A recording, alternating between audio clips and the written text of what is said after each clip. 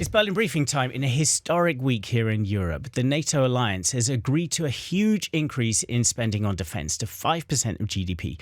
That's hundreds of billions of extra spending in the hope of scaring off Vladimir Putin on the one hand and keeping Donald Trump on side on the other hand, even calling him Daddy, as we found out. Today, we're going to focus on the Trump side of the picture and just how much he is now, in fact, driving the political agenda here in Berlin and Europe more widely. We're a team effort on this today with Michaela Kufner and Nina Hase with me here in Berlin, and Terry Schultz is joining us from Brussels. So Terry, you were at that NATO summit in The Hague, and you've been to so many NATO summits before, but not that many where the word daddy was bandied around like this. Like, how was it for you?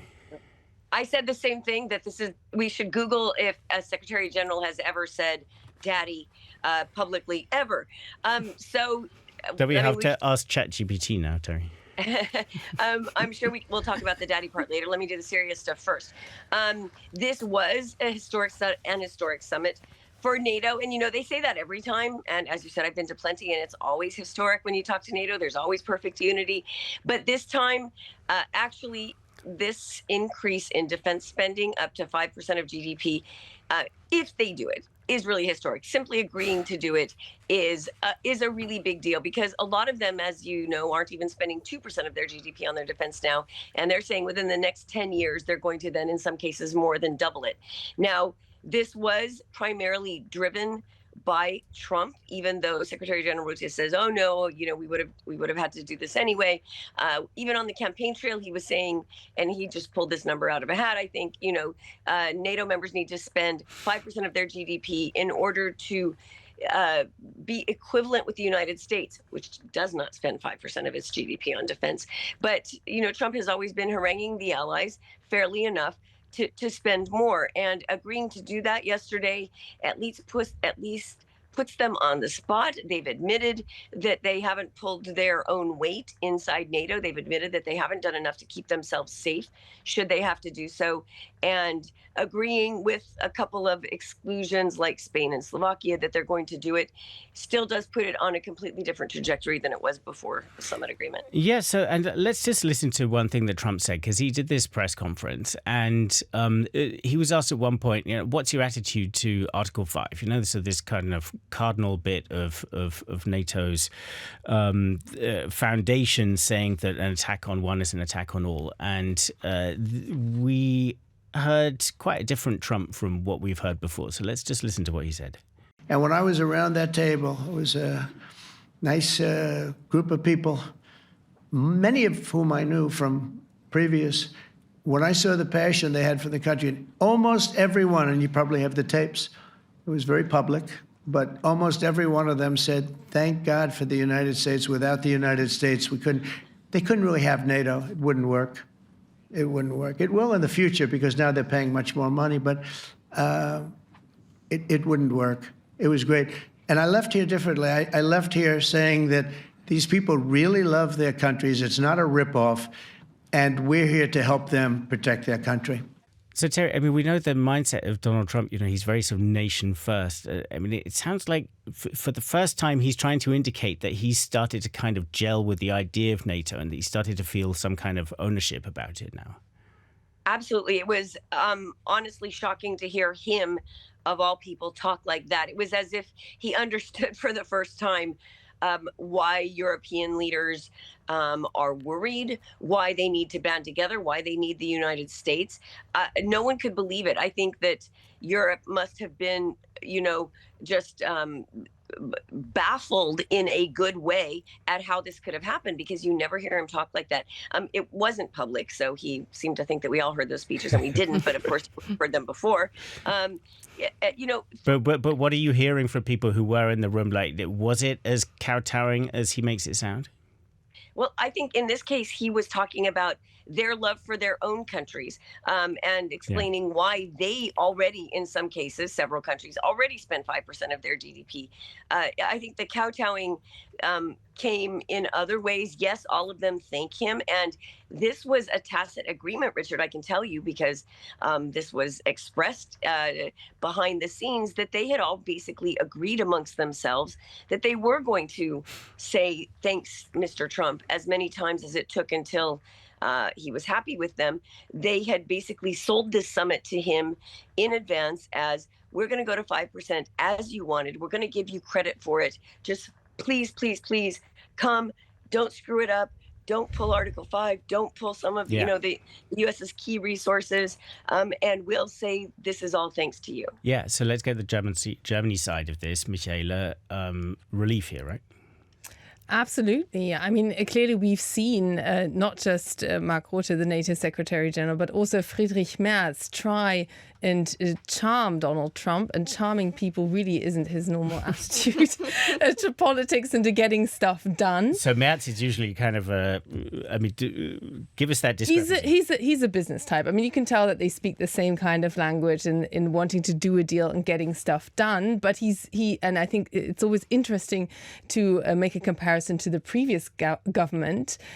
He will not be tempted to make a principled statement. I mean, in the debriefing we got when he came back from the US, he was asked many times, why did he sit there in silence and just let Trump say this and that and everything?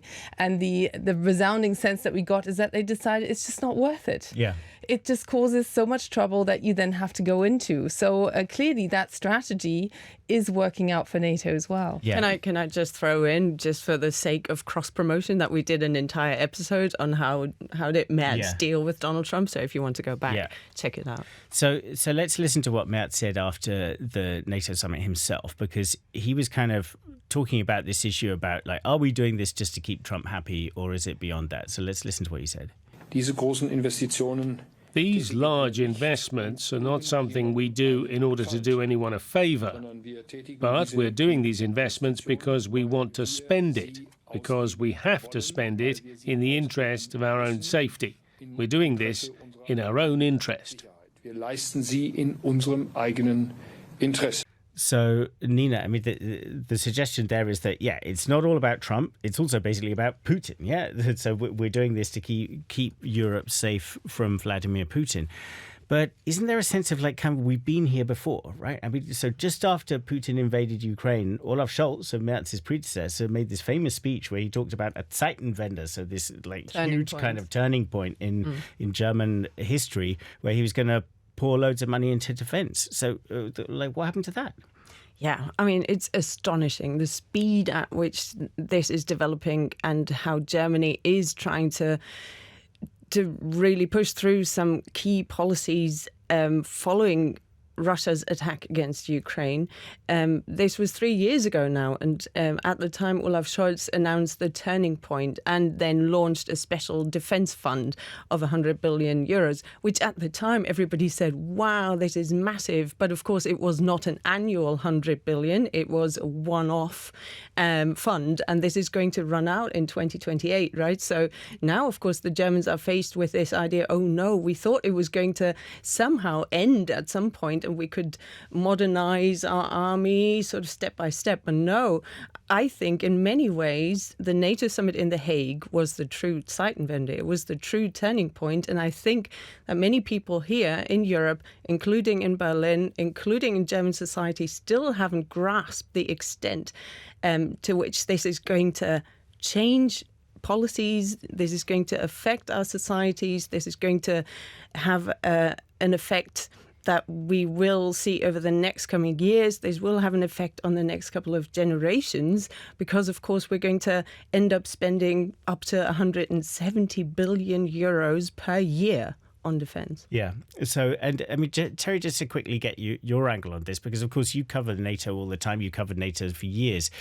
What was the NATO perspective on the Zeitenwende? Like back at HQ, did people think that Germany did get serious at that moment, or it's taken all of this to get Germany to a more serious point? I think people did think Germany had gotten serious. And like with Trump, when he says anything nice, Germany volunteering to spend money that they thought it should have been spending already was very welcome, and everybody wanted to believe it. You know, for years, Germany said, oh, our neighbors don't want to see us spend 2% of our GDP, the pledge 2014. They said it over and over, even in off-the-record briefings, and every single ally said, try us, Germany. I think we'll be okay. So they definitely wanted Germany to be spending that money, because Germany wasn't just not spending the money. Its state of troop readiness and equipment and stockpiles were just in a really sorry state. You know, and they still are. They still are, Terry. Yeah. It's fat. Yeah, it takes a really long time. But, you know, we all remember them, you know, hearing about German soldiers practicing on the battlefield with broomsticks and going boom, boom, because they didn't have guns to practice with. So that doesn't really inspire, fear in your enemy. But back to the point about the 5%, just one more thing to help our audience understand and also to sort of cast doubt on Mark Rutte's claim that we were always going to go to 5%. It's not just about Trump. What they had been talking about raising defense spending to the new pledge was 3%, maybe 3.5 for most of the last, let's say, 12 months. That's what we were discussing. Could they make it to 3, or could they push it up to 3.5? It was a Rutte suggestion that they then come up with this second category of 1.5% that then gets you to 5. So what we're really talking about is 3.5% of basic defense spending, not 5. And that 1.5 is pretty mushily defined. You can you could probably define almost anything you want to go in the 1.5. Bridges, trains, whatever, yeah. Well, there's stuff that wouldn't automatically be considered a defense-related investment that they can throw in there. But for example, Spain said, but climate change is a security risk, which, I mean, I believe it is true. You have troops out fighting. But it's not the way to Trump's heart, is it? They're not going to be allowed. Yeah, no, everybody's like, don't say that. So they didn't say that, and it probably wouldn't be allowed. But there are lots of things that they need to do that can be included in the 5%. And one more key point, aid to Ukraine, which some countries already were counting in their 2% of GDP, can now be counted, and you can choose whether it goes in your 1.5 or your 3.5, because, and this was something that the Europeans very much wanted said, they acknowledged that Ukraine's security is Europe's security. So spending on Ukraine makes Europe safer. So that was another point that the average reader of this one-page document might not see. Irony here is that the whole thing that set off this chain of events within NATO, the attack on Ukraine by Russia, one sentence in the final statement. Yeah. Also, Europe wouldn't be Europe if it didn't then go on to discuss, okay, we've agreed on 5% or 3.5 plus 1.5, but whose money are we actually going to spend?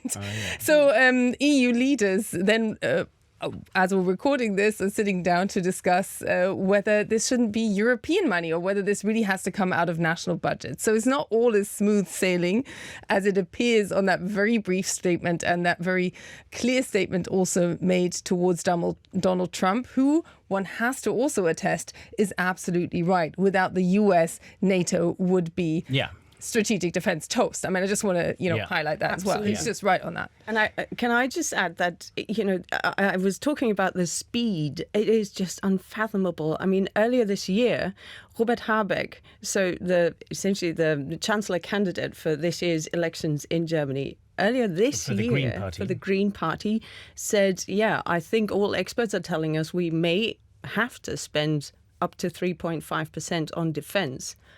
And everybody laughed at him at the time. And this was January this year. This was really very, very... But then two things happened. And I think these two events triggered a complete mindset change here in Europe, including in Berlin. One, J.D. Vance's speech at the Munich Security Conference, where he essentially made it clear to the Europeans, okay, we really don't share some of your core values anymore. So there's threat of the US pulling out, withdrawing from, that unity of of a Western alliance that became tangible for the very first time.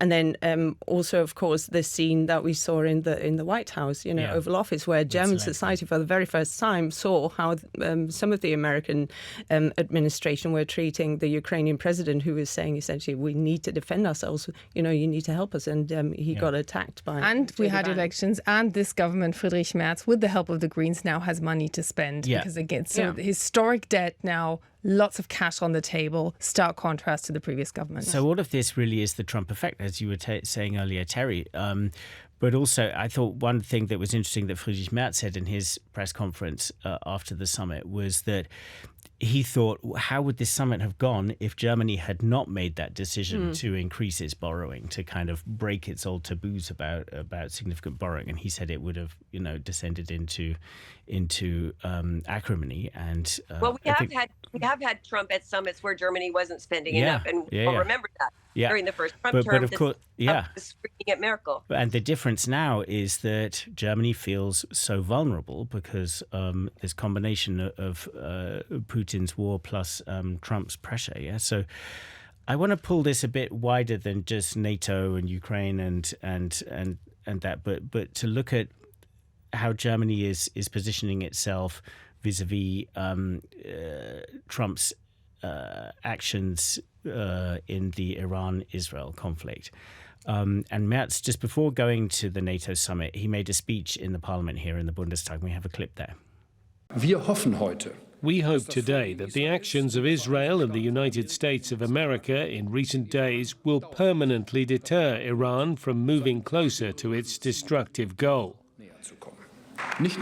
Not only Israel, but also Europe and the world as a whole are threatened by this Iranian nuclear program. So what Merz was talking about there, these actions by Israel and the United States, was bombing Iran's nuclear program. So, Michaela, this was Merz giving at least a veiled backing to those bombing campaigns, even though, and this is important in Germany, they were at best dubious under international law. Many experts would say they were a clear violation of international law. Tell me, to talk about how important that is. This is absolutely striking. On Friday, the Friday before these strikes, he had his foreign minister sign a joint statement by the E3 states, so France, Britain, Germany. The EU was also signing off on that, basically calling on all sides, including the United States, to avoid absolutely anything that could escalate the situation. Now, it's safe to say that includes bombing Iran by the Americans come Monday, and this statement came on Tuesday. There was no more word of it. He basically aligned with the new reality that was created, and he clearly had no interest in going into the question of whether this complies with international law. I mean, you can accuse him of basically undermining the whole issue and the whole concept of international law by not referring to it and not making a statement saying where he positions the German government in relation to the question whether this was actually legal or not. Yeah. And instead, he made pleas to Iran. He kind of hopes that there will be no more escalation, but he has no interest in going into that question. And to me, it was striking being there because we saw him in real time just shake off the whole, what I would say is a standard expectation from a German government to take a moral and legal position on such a major event, as you say, that is now being hotly debated. Yeah. And Terry, I want to come to you in a sec because Mark Rutte, the Secretary General of NATO, went even further than Merz when talking about the American and Israeli strikes on the Iranian nuclear program. Let's listen to that quickly. The great thing is you took out the nuclear capability of Iran. This was crucial. You did it in a way which is extremely impressive. But the signal sends to the rest of the world that this president, when it comes to it, yes, he is a man of peace, but if necessary, he is willing to use strength, the enormous strength of the American military. So I think that signal to the rest of the world, this is far beyond Iran, is extremely important. So, Terry, there's Rutte very, very, aside from the Class A schmoozing kind of tone of it, but he's also very, very explicitly endorsing bombing the Iranian nuclear program. Are there any kind of grumblings within NATO about a NATO Secretary General sticking his head out so far in favor of something which, as we've just been hearing here, is legally so questionable? It's not even about the legal basis of it. It's about the fact that he has no business talking about it as the NATO Secretary General. It's not NATO business. And when he opens his mouth, he should normally do so with a unified position of 32 countries behind him. And this in no way qualifies as something that he should have been talking about as NATO Secretary General. But we need to back up a second, because the reason that I think he volunteered this statement at that photo op with Donald Trump is because of this personal message that Trump leaked, in which Rutte had already written to Trump. And the first paragraph is, "Thanks for what you did on Iran. No American president, no other American president could have done this. You make us all safer." He had written this in a text messages to Donald Trump that Trump then leaked, put out publicly. And so I feel like Rutte was trying to put this in context that, oh, this is normal for me to talk about this. And so he felt like he had to do that to sort of try to tamp down the I mean, there's not an uproar, to be fair. We have to go back to the fact that every country said basically, Mark, you do what you got to do to keep Trump on board, keep him happy. But a NATO Secretary General would have, run to the other side of the continent rather than talk about this under normal circumstances. But can I just add, though, Terry, that, NATO is all about deterrence. Right? So they insist that they're an alliance of defense, that they don't want to attack other countries, but that they would be willing and prepared and able to do so if they were attacked as a whole.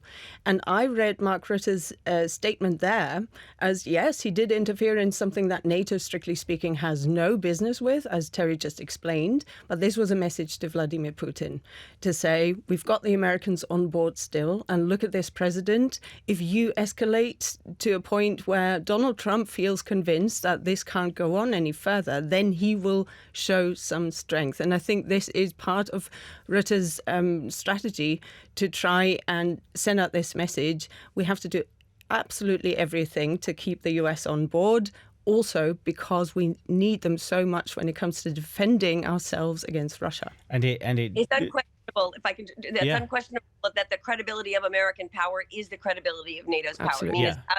Right. You can't separate those two things. At the same time, I don't think anybody trusts that they do have Donald Trump on board if it came to Russia. Yeah. But all of this does kind of, it feeds into this perception that you definitely hear in the so-called global South, that for the West, they kind of complain about international law when it suits them. For instance, they pick and choose. When Vladimir Putin invades Ukraine, breach of international law, unacceptable. But when it doesn't suit them, it gets kind of shunted to one side. Yeah, absolutely. And this is an accusation that the previous government in Germany was also accused with, and the foreign minister, Annalena Baerbock from the Greens, traveled around the world to try and convince people to see that this is different to other conflicts because we clearly have an act of aggression by one country against a sovereign other country that is just trying to defend itself. And now we've got a situation where, lawyers are debating what's happening, and the German government is essentially just saying, well, the US and Israel are saying that they have enough proof that this act was necessary for Israel and the US as an ally of Israel to defend the sovereignty of Israel. So this is up to interpretation. Under international law, of course, you can only launch an attack if you are under immediate threat of an attack yourself, and that doesn't mean in the long term. That means basically already the finger on the button, and that's the whole concept that is now being questioned, and there is clearly a sense that there is this exceptionalism. But you have a situation in Germany where Germany doesn't have its own intelligence, so the German government will not know whether this is true, whether Iran was about to attack Israel, whether indeed Iran had built up its capacity to a point that such a threat was imminent or not. And what I find interesting is that this time they're just saying, well, we believe them. So if it's true, then of course they had to do that. And there are just such echoes of 2003 right now, because in the lead up to the Iraq War, there was the same debate about the threat emanating from Iraq, the alleged threat of weapons of mass destruction and so on. But at that time, the Germans didn't go along with what the US was doing. I mean, famously, the Germans and the French were against the Iraq War in 2003. And I think this is often forgotten internationally, that Europe and the United States are not always on the same page. But Michela, so what's different between then and now? Like, why did Germany oppose the Iraq War now, and it's kind of just quietly going along with what's been happening with respect to Iran? Just 2 sentences on the circumstances, because some of our listeners and viewers might have been born in 2003, Richard. Actually, back then, we all know that the accusation that there are weapons of mass destruction in Iraq turned out to be false. And back then, there was a presentation also in the United Nations where the United States alleged that there were chemical weapons hidden by Saddam Hussein. And that was the whole reasoning why the US went into Iraq. And we saw the German government, led by the Social Democrats, they said they were simply not convinced, and historically significant, it was the Green Foreign Minister Joschka Fischer who stood up at the Munich Security Conference, said, sorry, I'm not convinced. And standing up to the United States, and Germany was at least as dependent on NATO as it is right now, in the absence, of course, of an active conflict here in Europe. That was quite something. Yeah. That was pretty shocking. But that was the huge difference. Yeah, there was not an active threat perceived from Putin at that point. No, and quite the contrary, Putin was still seen as someone who could be a potential partner in the future. Now, those times, that's history. Terry? History, but being that I was born so long before 2000, as we all were, that I was actually there at the United Nations. I was covering the State Department at that time, so I was covering Colin Powell as he was the one appointed to go around and try to force the Allies to come on board. Wolfgang Ischinger was the German ambassador to Washington, so we go way back.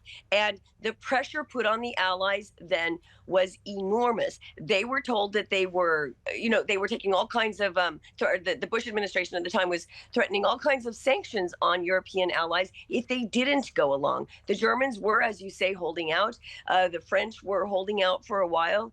But the truth is that the United States manipulated the data at that time to really convince them that they were under threat. And eventually some came along, some didn't. The threats there were trade sanctions threatened again. I mean, that was where freedom fries came from. All of us are old enough to remember this stuff. But, I think that there is a memory of that. And that if you get on the wrong side of the United States, you will suffer in places like NATO. And you didn't hear anybody questioning the legality of it when in the press conferences with Mark Rutte or even with Trump. They were questioning at this point the sort of veracity of reports that say that the nuclear program was not completely obliterated, as the Trump administration is saying. But the legality was not something that was questioned there. And I'm sure that will disappoint a lot of our listeners. It seemed like people had already moved on from that yesterday in The Hague anyway. And this sense of the leverage, this kind of galactic level leverage that the Americans have in terms of security over Europe. I mean, this is certainly not gone suddenly with this summit, right, Terry? Exactly. I mean, a lot of people are looking ahead to the global force posture review, which the Pentagon is conducting at the moment. We're expecting that in a few months. What's the chatter about that in The Hague? Because there are fears in Europe that could involve the Americans then saying, all right, we're going to pull out a bunch of troops from Europe now. It is expected to. We didn't talk about it a lot in The Hague, but the U.S. ambassador to NATO, Matt Whitaker, has said that after the Hague summit, we will start to discuss that. Of course, they are waiting on the posture review, which is due, I think, end of summer. Will probably be late. But it is widely expected that the U.S. will now start to pull out troops from Europe. And there are varying reports at which level this will start to make the Europeans uncomfortable, because the U.S. surged some 20,000 troops at the beginning of Russia's full-scale war against Ukraine. If they just pull back those troops that were never expected to be here long-term, people won't start getting too nervous. They're interspersed along the front line. Everybody loves that they're here, but it would be understandable to pull them back as sort of a rapid reaction force. And now they've been here, 3 years. It's when you start to pull back 20,000, 30,000, 40,000 more troops that Europe will be very uncomfortable and understand that this States, this really puts them in a different security position because of the U.S. troops. But it's not only those people who are here on the ground in Europe. What people are really going to be looking for is what troops are assigned to be at the ready back in the United States as follow-on forces. Because under the new regional plans, which have been approved and which are now being implemented, which looks at the Russian threat and allocates NATO's resources where they would be needed in case of a threat, there are hundreds of thousands of troops back in the U.S. who would be supposed to be sent to Europe in case of an attack. If those are taken off of basically this assignment, then Europeans the military planners are going to start to worry. Mm-hmm. And it's also about capabilities. At the moment, we keep asking the German government, also in background briefings all the time, are you getting any kind of signals out of the US that the Trump administration might want to review the pledge that the previous government gave Germany, which was the stationing of medium-range missiles by beginning 2026. For now, the German government is simply enjoying the silence on this. So this is an open question. Yeah. So Nina, so that's the picture. We've got this looming, this possibility of troops being reassigned, even of plans about missiles being changed. What's Berlin's strategy going to be towards the US kind of navigating this period ahead? Is it going to continue to be this kind of keep them as close as possible, this kind of kowtow kind of mode? It will have to be because, of course, yes, they've got an almost infinite amount of money now that they can spend on all these issues. But if the Americans were to withdraw some troops, or in any case, Germany's infrastructure needs fixing, right? Everybody will have to move through Germany at the heart of this continent. We don't have the roads, we don't have the bridges, they can't... So in a wartime scenario, you mean you actually need to move hardware through Germany? Or even just for training. I mean, if the Germans want to convince the Americans, okay, we've understood the message, then they need to show that they can't just, cancel military training or whatever because they can't run their tanks across some bridge because it hasn't been fixed. I mean, that is not very credible then, right? So this is something where I think we're going to see the diggers rolling, as the Vice Chancellor here, Lars Klingbeil from the Social Democrats, keeps saying, by the end of the summer. That's at least what he's hoping. But of course, that is going to require a lot of time. So I think the Germans have understood that the Americans want clear commitments, but they don't just want the sweet words. They also want to see action on the ground. And this is something where I think we'll have a proper debate also here in Germany about, where is the money going? Is it fair to spend so much on building new barracks? Because still, when it comes to Germany and the German defense situation, the key point that they need to fix is the lack of personnel. It doesn't matter how many tanks they buy, how many planes they have, theoretically, if they have no people who can fly those planes and drive those tanks. So, we'll have a big debate about conscription later this summer.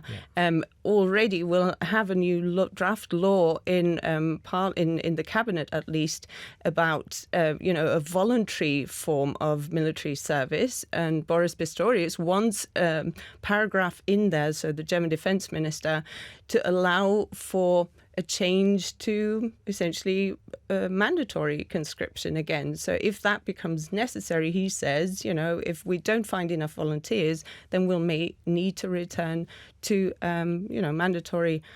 mandatory conscription. Okay, so all in line with this sense of, fulfilling the demands of the Americans, but also acting in self-interest. But Michele, there are some issues, in fact, some pretty big ones, where, of course, the Europeans and the Germans in particular are completely at odds with the US administration. There's the whole issue of tariffs. Merz would like the Americans to take a tougher line on Putin. There's also the kind of bubbling tensions over the AfD and how to deal with the far right, where the US administration has been critical. So if Berlin is trying to keep the Americans so happy, how do they deal with these bones of contention? Well, you just gave a complete list of the issues that Friedrich Merz is on the record on, pushing back against the Trump administration. And how hard is he pushing back? Well, he keeps saying, and this is the wording he seems to have discovered for himself, that he will keep trying to convince the US president that tariffs are not a good idea. Also that... good luck with that, right? More sanctions will... Well, actually, some argue that the US bond market is going to fix that one. So that's actually a domestic issue for now. There he's relying on market forces to do the convincing work. Then there's the key issue of pushback against Russia. At the moment, that means a new package of sanctions. The Europeans are about to launch their 18th packet of sanctions in the US. We know in Congress it's very hotly debated whether there will be more US sanctions. For now, the US president is very much on the brakes on that one. And so this is going to be something that where Friedrich Merz tries to build his political brand on not simply mollycoddling the US president, instead being someone who tries to convince him and keeps this very conciliatory, friendly tone. But can I add another bone of contention is that digital tax that some here in Berlin are talking about. You know, we've got the Conservatives in power and they're saying, OK, we need to look at the power of the algorithms. And of course, many of the platforms that we all use, that also DW uses to broadcast our content, they're American run and they hardly pay any taxes. And now there are ideas to impose a 10% tax on that. So that could also become tricky. Yeah, I was just going to come in on that. And this place where with Donald Trump, those two things could easily get with Trump. He doesn't see a difference. There's certainly no dividing line for him between talking about tariffs on his closest allies and talking about defense. In fact, he brought it up yesterday himself, as Spain was the first country that came out and said it wasn't going to spend 5% of its GDP on defense. He talked in his press conference about how, well, we've got trade talks coming up with Spain. I'm going to charge them the same amount of money there. But you can't do that, right? I mean, all the trade issues are being discussed with the European Commission. So Spain is not going to negotiate trade with the US unilaterally, bilaterally. Spain cannot impose tariffs on the U.S., but it doesn't mean that the U.S. can't impose tariffs on Spain. Nobody knew what he was talking about, if he knew. But he did say we've got some trade talks coming up, and there are certain things they can't discuss. They can't have an overarching trade policy. But he said he was going to make sure it costs Spain more money to not spend 5% on its GDP. But these are, even if he can't do it, these are the kind of things that he will try to do. And I spent his whole first presidency Googling, can he do this? And I suspect.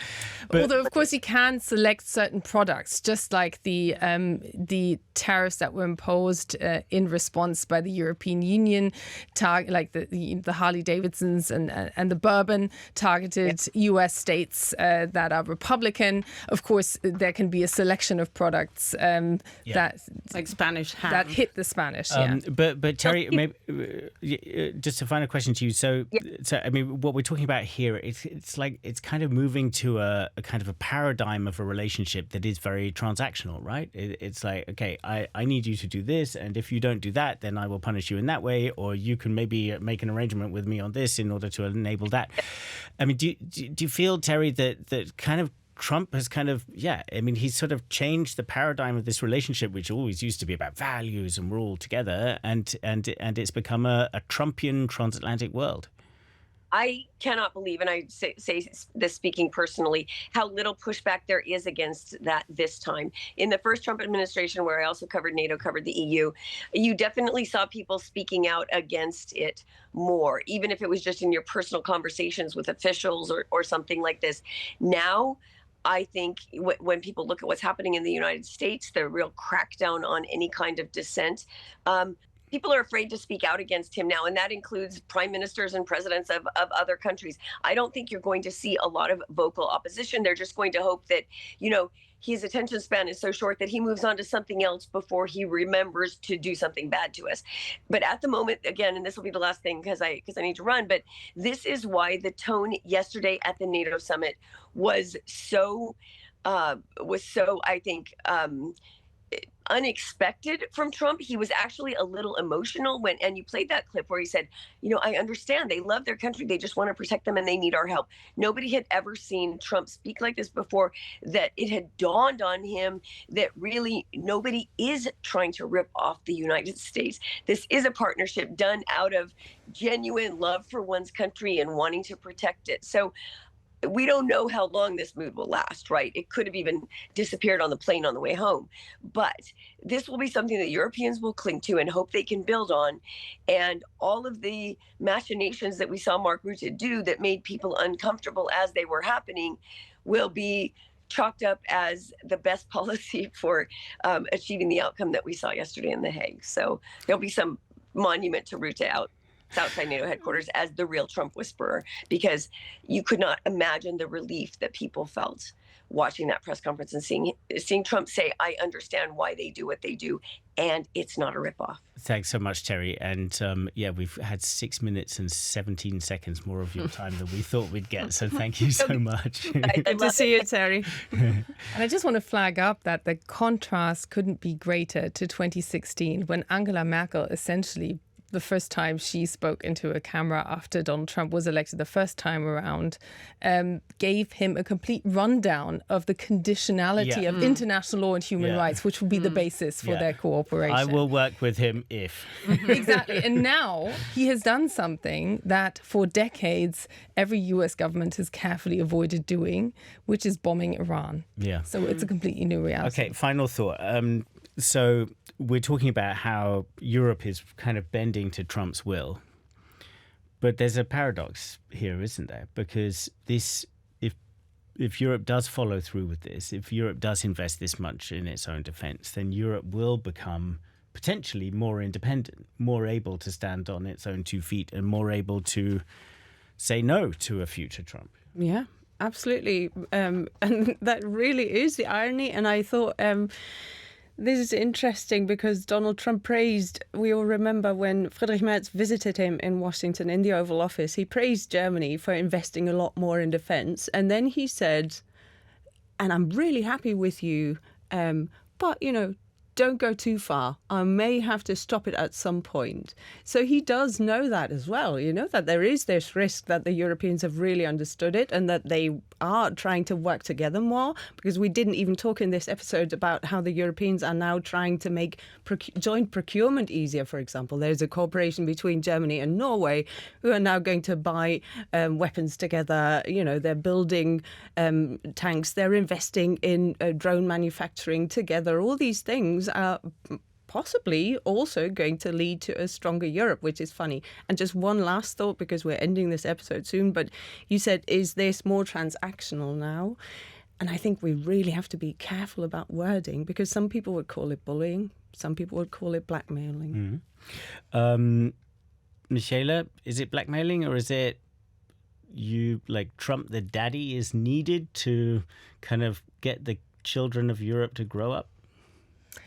I wouldn't want to put it like that. The question is, who is Europe? Because under pressure, European leaders can suddenly decide things that simply weren't on the cards. And that includes finally finding some kind of agreement who produces what, not just thinking in the national interest, because suddenly there's an overarching mutual interest.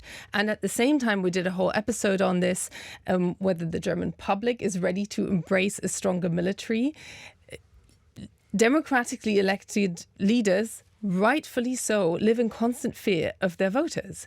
And it is a question of how far along that road of a necessity to bolster defense and spend more on defense, maybe not spend as much on social spending because defense at this moment in time is more important, and then still get re-elected.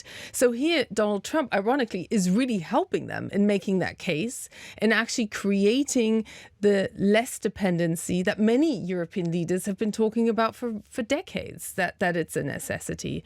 So there is an irony in this, that this very, you call it blackmail, others call it without alternative action, is something that can actually move the EU forward and bring them closer together when really they were at risk of drifting apart even further and thinking even more in terms of their national interests.